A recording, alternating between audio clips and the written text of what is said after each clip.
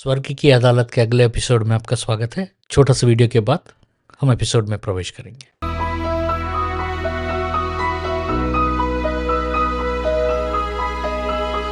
सबका स्वागत है और आज हम बात करेंगे कि जब पुस्तकें चुनौती दी जाती हैं, When the books of the heaven are contested, इसके बारे में हम बात करेंगे। कभी कभी जो शत्रु होता है शैतान, यह कहने की कोशिश करता है कि ये व्यक्ति, ये परिवार, ये सेवक या ये राष्ट्र अपनी किताब में जो लिखा है उससे जीने के लायक नहीं है।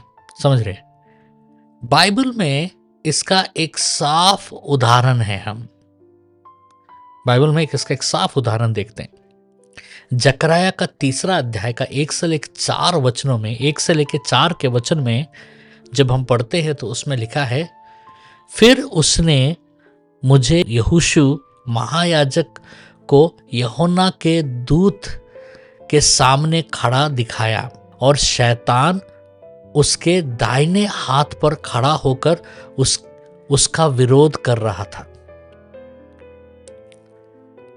यहोशू मैले कपड़े पहना हुआ था, यानी फिल्थी गारमेंट्स।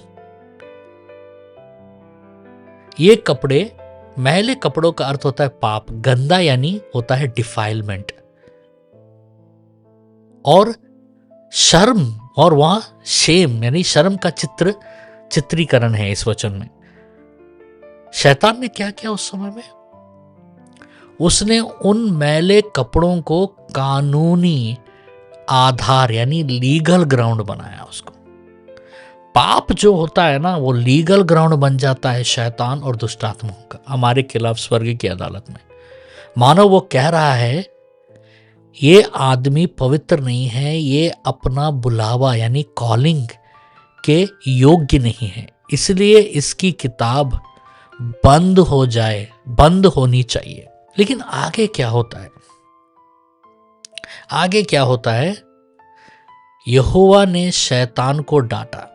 हम उस वचन में पढ़ते हैं, He rebuked, God rebuked the Satan, clearly लिखा है वहां, और कहा कि यहोशू के मैले कपड़े उतार कर उसे नए वस्त्र होता है नया गारमेंट्स पहनाया जाए। ये कौन कह रहे हैं? परमेश्वर कह रहे हैं। पाप का वजह से किताब पर अटैक आता है।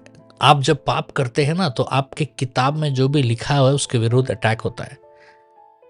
लेकिन पश्चाताप यानी रिपेंटेंस और शुद्धि यानी क्लेंजिंग से किताब फिर से खुल जाता है।